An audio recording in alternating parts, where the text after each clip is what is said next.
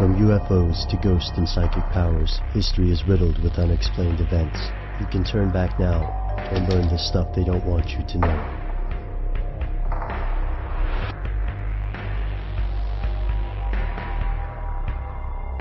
Here are the facts.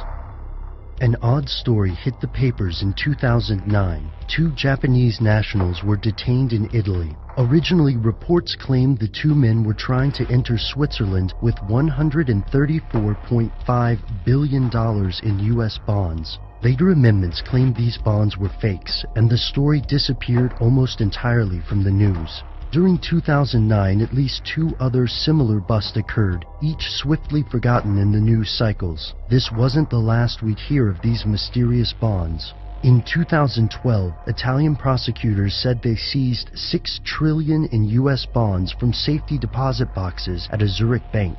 The U.S. government also confirmed these alleged 1934 bonds were fakes.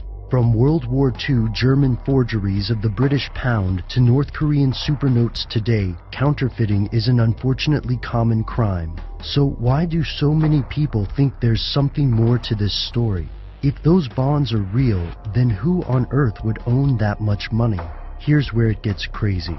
In November of 2011, a man known as Neil F. Keenan filed a civil lawsuit on behalf of an organization called the Dragon Family. According to the rumors, the Dragon Family is an organization composed of old families that consider themselves above the current political conflict between mainland China and Taiwan. Keenan's suit alleges that the various defendants are part of a concerted, knowing, malicious scheme and international conspiracy to defraud the Dragon Family. Here's the story.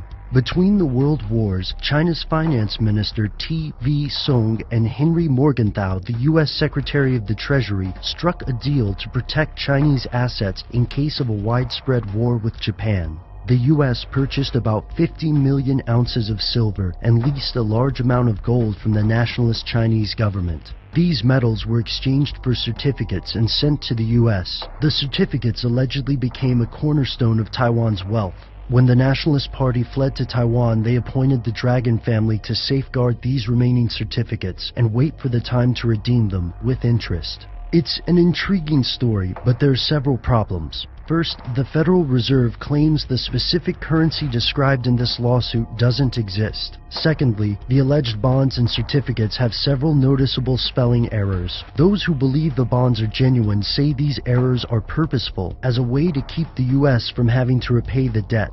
Third, the story is metamorphosized as more and more conspiracy theorists add fanciful and unproven spins on the basic tale. For example, researchers like Benjamin Fulford see this case as a hint of something much bigger, perhaps even the global collapse of the current monetary system. But, sensationalism aside, are there any facts that could prove this extraordinary story true?